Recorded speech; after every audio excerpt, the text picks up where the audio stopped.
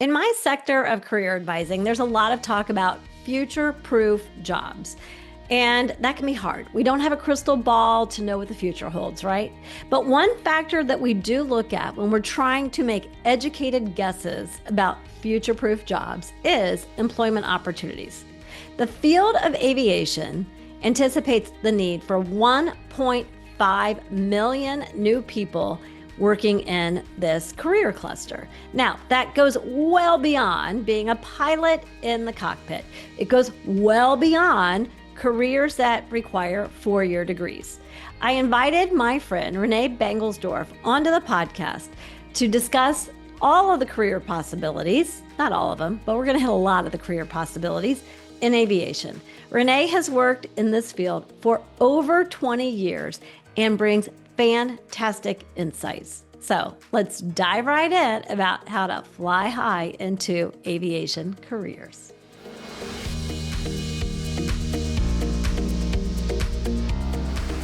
René Banglesdorf, my friend, and I truly mean my friend for those that don't personally know both of us. Welcome to the show. Oh my gosh, Lisa, I've been looking forward to this for weeks. I cannot wait to talk about your favorite subject and mine together. I know. We cooked this idea up all the way back in April, I think. And here we are, aviation close up. So let's talk a little bit about your background in aviation and why you are the perfect guest to talk about careers in aviation. Oh my goodness. I've been in aviation for 22 years, first as a marketer and then as a person who ran a company buying and selling private jets all over the world. I've been on a couple of software boards. I've served on an FAA board looking at why there's so few women in aviation and aerospace. I've done coaching in aviation companies and spoken and written and hosted podcasts. And I have my pilot's license. So that makes everyone an expert, right? Being Yeah, able to fly. absolutely. I remember when you were getting that pilot's license, that private pilot's license, and it was grueling. Yeah, I did it in a really unusual fashion. I had a dedicated airplane and a dedicated instructor, and I got my pilot's license in 28 days. It takes most people 6 to 9 months. So it was immersive. Amazing. Okay, before we get into like all the career potential in aviation, I have a question for you because I think as we've talked over the years with all the different things that you've done in aviation, one of the things that I have loved the most is this. It was the FAA's Women in Aviation Advisory Board where you guys really dug into why are there so few women? We just did a podcast episode in July that was about how to support STEM interested students females, so that they will persist, and how to find the right college settings for them to set them up for success, which makes me curious as females, and we want to set females up for success. Were there any moments or things that came out of that time on the advisory board? There were a lot of findings that we had and a lot of moments on that. But one of the things that we discovered is that women don't choose a career in aviation because it's STEM related. Women choose a career in aviation either for the challenge of it or the adventure of it. They love travel. They're a little bit of a risk taker. They're a little bit of a like, hey, I want to do something outside of the box or outside of the norm. And so women approach aviation from this could be amazing, not, oh, this is how I apply my interest in science and technology.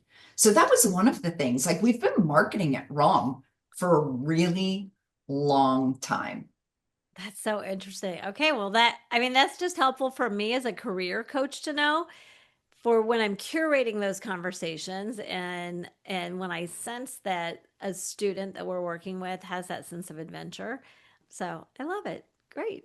Okay. Yeah. So, But then good. other findings Yeah. with that were, women don't think about it early enough. We need Mm. to talk about it earlier in a young woman's life that a career in aviation is possible. Sometimes it's a barrier, discrimination. someone who maybe a parent or an uncle who's like, nah, that's not for girls, when Yeah. really it can be. And sometimes it's a financial burden, and then other times it's really about what the lifestyle does to perhaps what seems like a conflicting desire to have kids and raise a family. And so there are lots of barriers, and there are also lots of ways around them. So plenty of jobs in aviation that don't require you to be gone every night. Well, okay, so let's start talking about that because when you said, well, we should tell everybody you're going to do a virtual career fair for careers in aviation, which we will link to in the show notes, but that'll be at flourishcoachingco.com/aviation where you can learn more. But you're doing that, you're going to pour yourself into, you've got your podcast, A Fly Girl's Guide to Aviation Careers.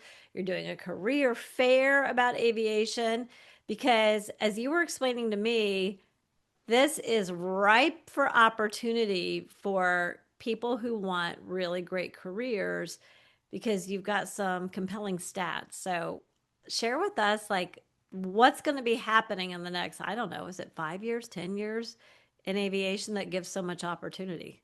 For sure. Well, if we start thinking about just the big story of aviation, we're starting to see a massive increase in the number of drones.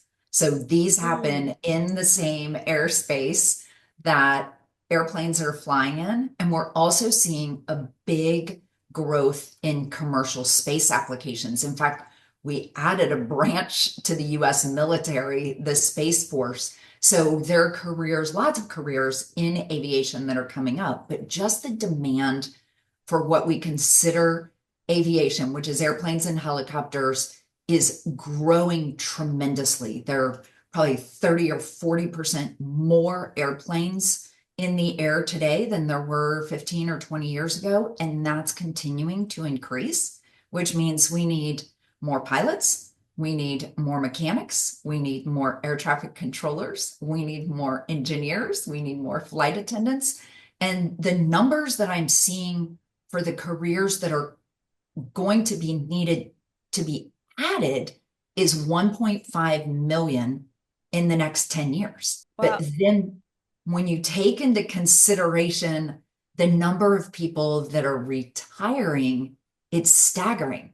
So I read a stat in a study by CAE a couple of weeks ago that 20% of airline pilots will retire in the next 5 to 10 years. 80% of aviation mechanics will retire in the next 10 years, which wow. means we need to have a massive knowledge transfer. You As an know, aviation mechanic, you can make a lot of money. yeah. So Well, do you know offhand about how much they make? most aviation mechanics that I know are making 70 or $80,000 starting out and then Wow. making well into the six figures like other trades are Yeah. So now, I was going to say as they we gain should experience. point out the fact that that is without investing in a 4-year college degree because it's an associate's degree. It's a trade. It's a hands-on. You know, it's interesting and when we're teaching students how to research, do the online research part of career development, career advising before they even go out and curate experiences, one of the resources we give them is the Occupational Outlook Handbook that the Department of Labor through the Bureau of Labor and Statistics has. And they categorized jobs as like, does it have average growth? You know, is it in a decline? Is it below average? Is it growing or is it like exponentially growing?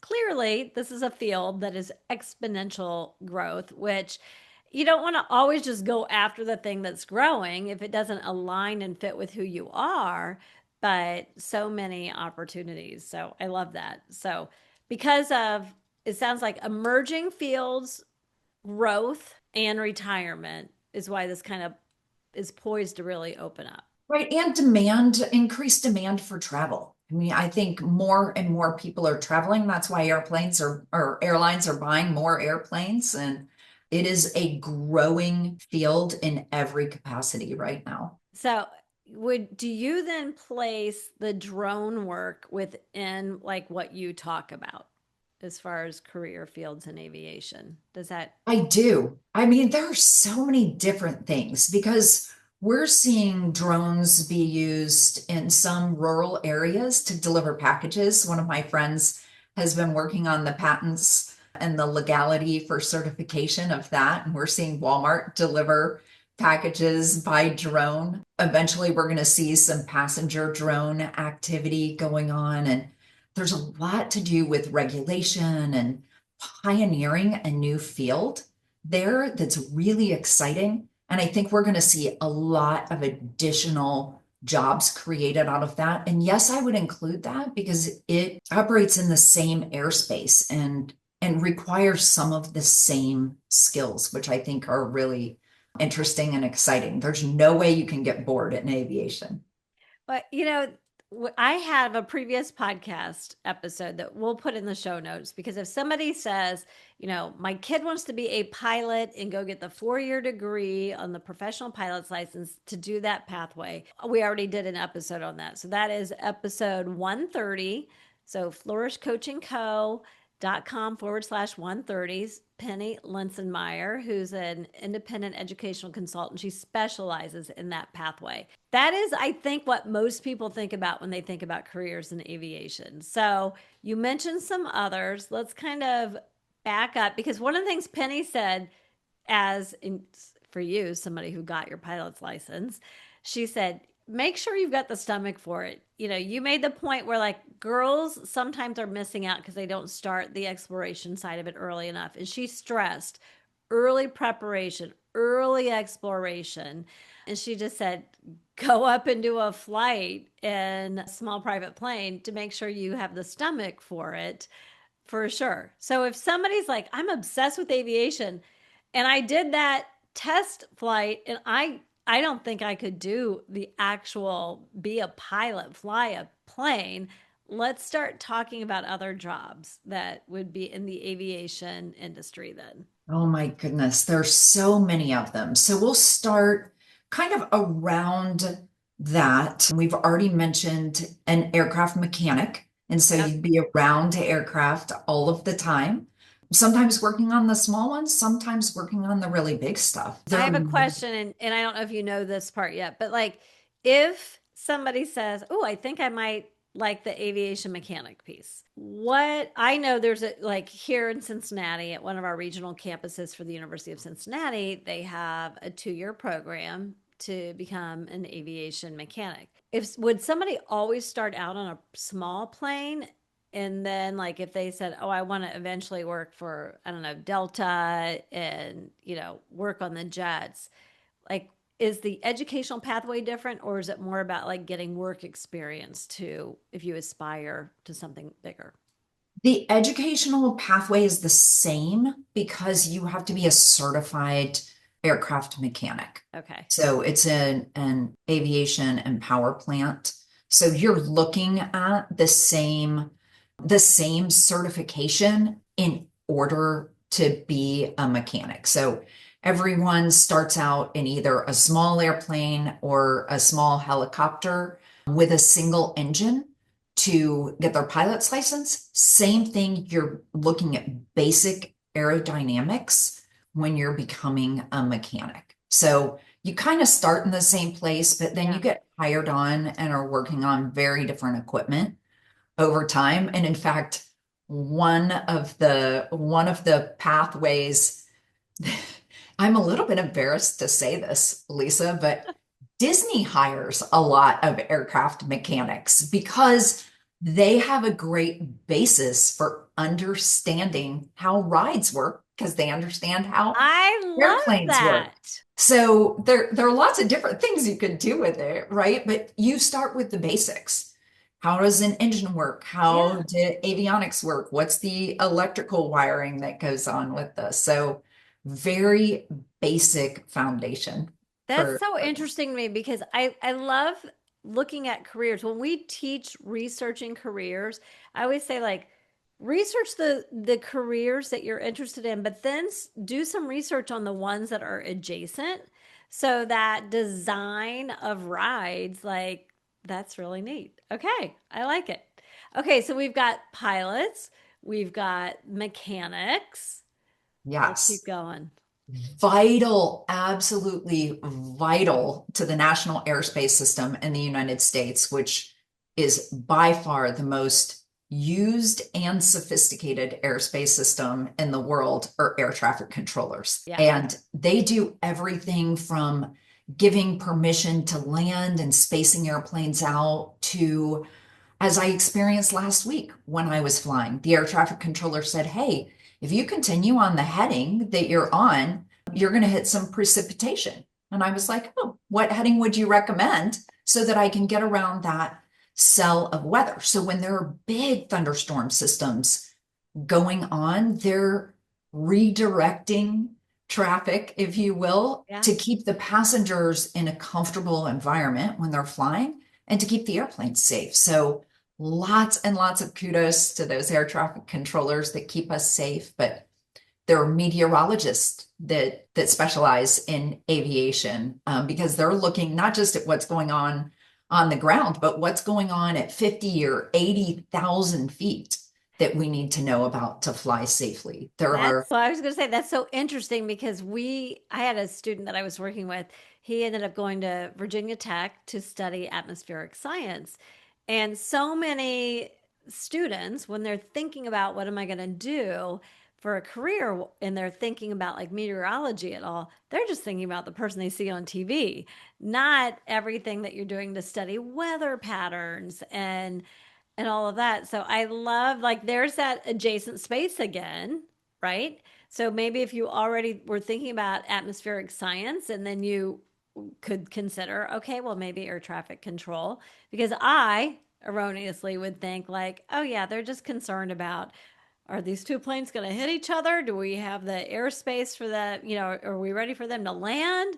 Do they need to circle for a while? But like you said, hey, they are helping me on a small plane even avoid weather. yeah, we see flight attendants and we see customer service reps and we see ground handling personnel when we travel, but there are some crazy things that go on in general aviation as well. One of the guests on my podcast does business development for a company that transports organs for transplant Oh, wow. recipients. So about 30% of the organ transplants in the United States arrive by air. And so it is a quick turn charter in order to get organ to, a couple states away to save someone's life. And sometimes a surgeon that's going with that organ to be able to do that. So there's some of that. I've done all sorts of disaster relief work Mm. with airplanes. I have a friend who's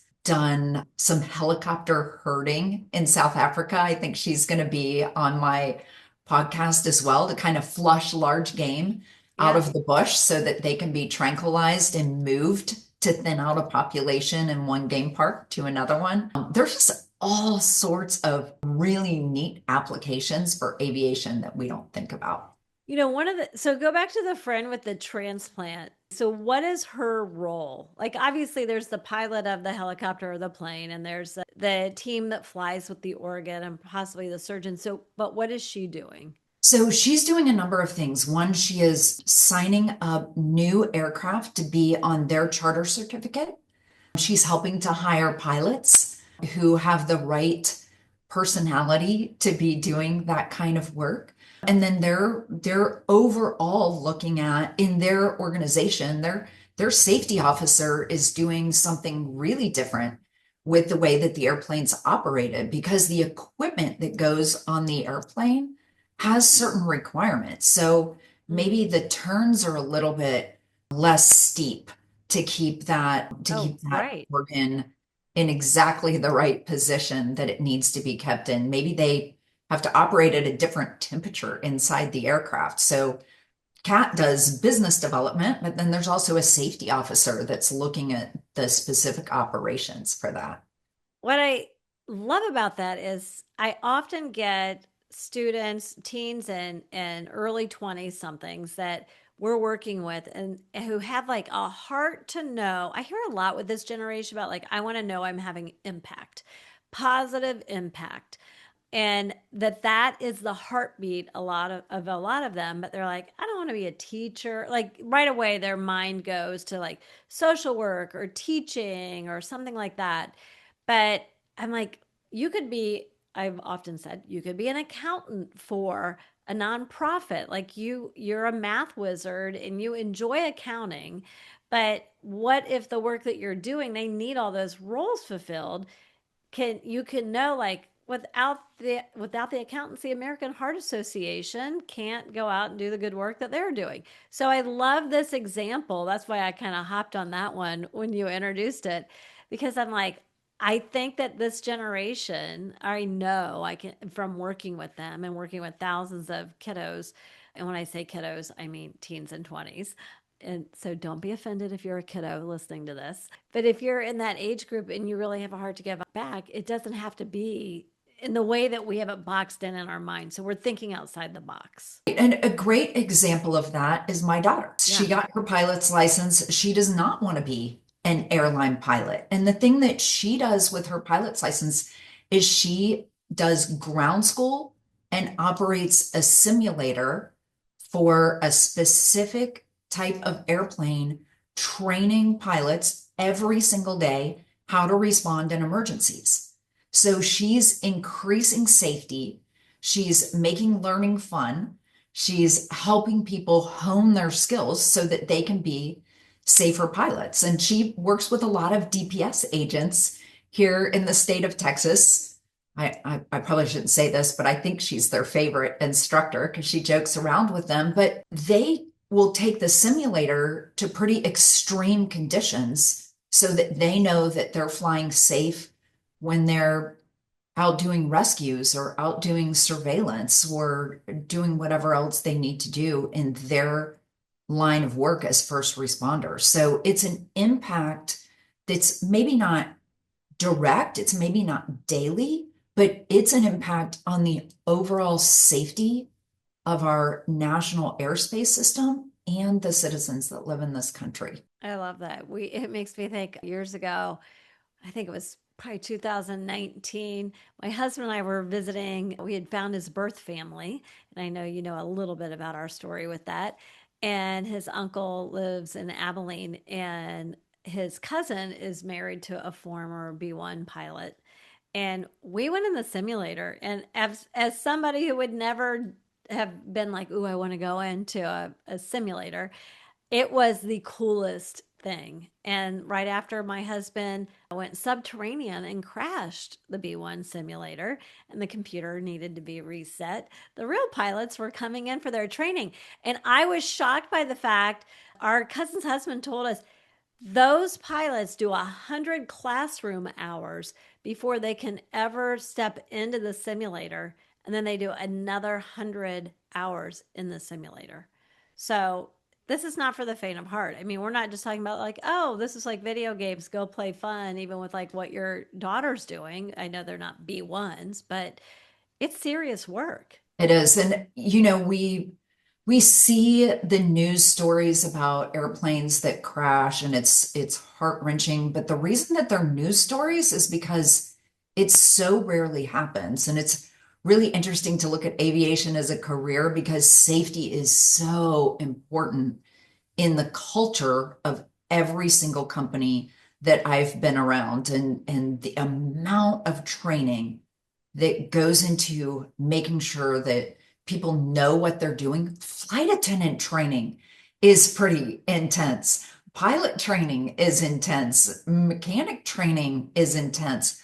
Quality assurance training is intense. And there's a lot of redundancy that goes into all of the things around aviation. So, yes, if you're adventure minded, that's amazing. If you're process oriented and quality and safety minded, there are a lot of jobs for you in aviation as well.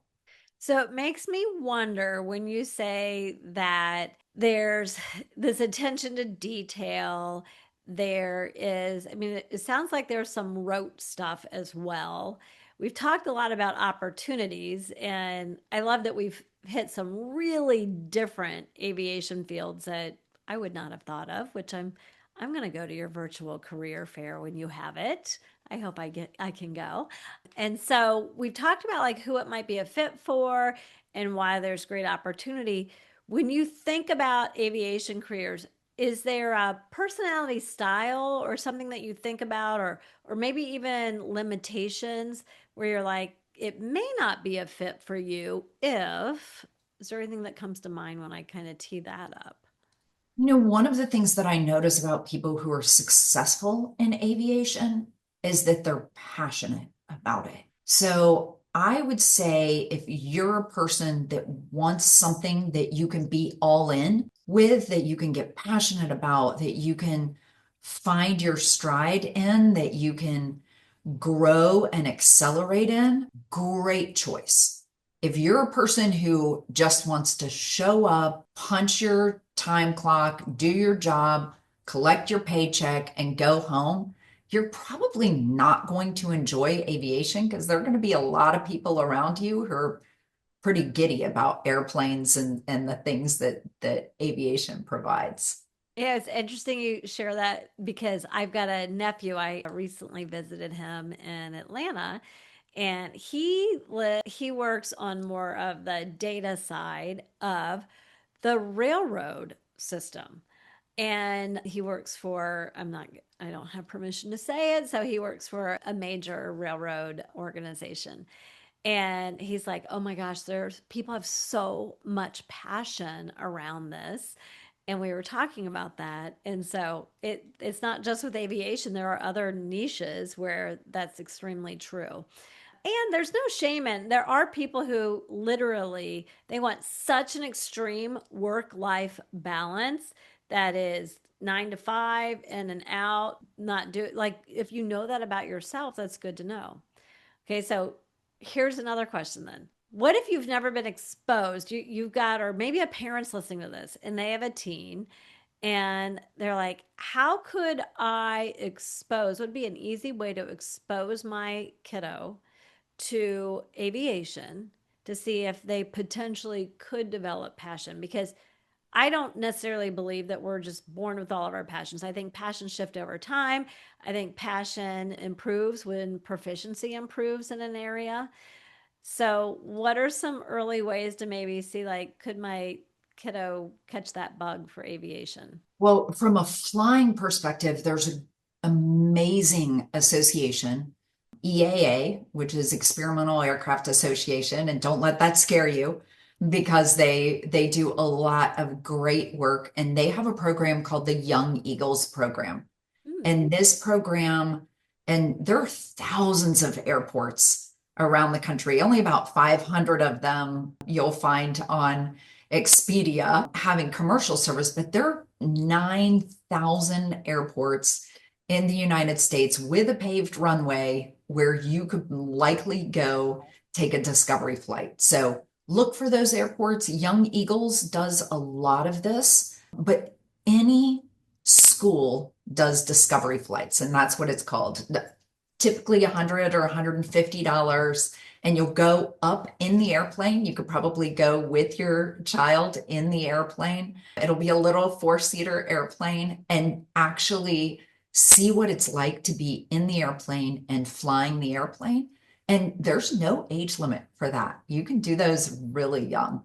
I took my little 4-year-old nephew up for a flight and he loves it, obsessed with airplanes. He helps me with my pre-flight, checks the flaps and looks at the propeller and all the things. I love Early that. exposure is great. So we'll link to that Young Eagles in the show notes if people want to explore that. I'm also just thinking like if you went and did that and just hung out on the airport property. I know a lot of them have like a cafe or just my daughter used to play soccer. One of our soccer fields was adjacent to a regional airport. You could get a good taste for what else is going on that airport property. So that would be another way.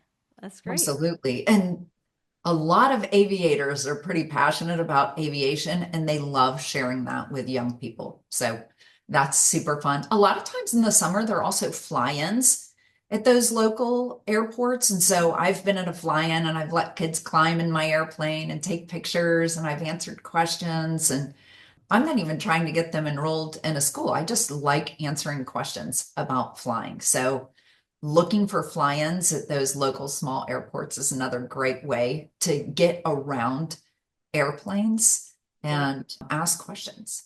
Okay, I love it. Well, Renee, thank you so much for coming on, educating us. I learned a lot.